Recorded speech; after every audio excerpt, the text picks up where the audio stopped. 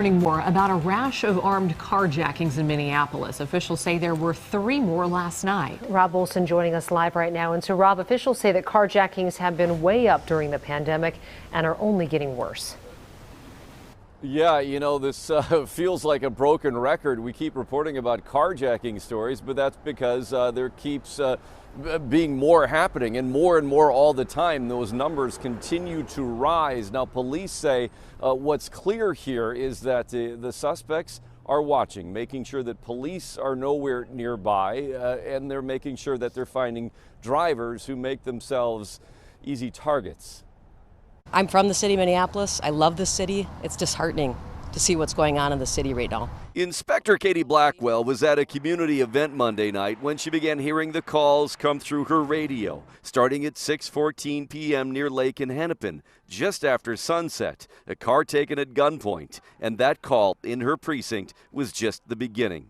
Over the next 90 minutes, 3 more vehicles carjacked in 2 attempts, a total of 6 incidents in a very short span. Since Friday, we've had roughly 25 carjackings throughout the city of Minneapolis. Carjackings jumped in 2020 during COVID lockdowns, a trend seen in larger cities all across the country, and a trend that's still climbing nationwide as well. So far in 2021, in Minneapolis, 457 carjackings.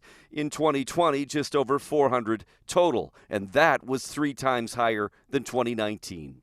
Police say suspects are clearly paying close attention to find victims who are not. That pattern is very clear, but so far no clear pattern to a particular make or model. Sometimes we see patterns from time to time, certain vehicles, but we're not seeing that right now. It is just simply, if they can find somebody that is not paying attention, it seems to be an easy target for them by themselves or carrying valuables. That seems to be the general theme and pattern of what's been going on lately.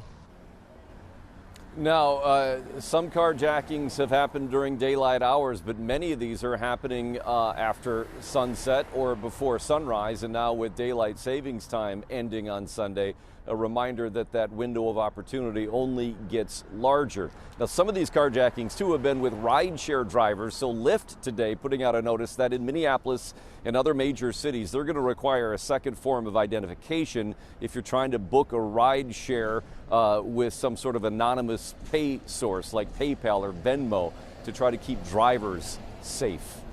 In Minneapolis, Rob Olson, Fox 9.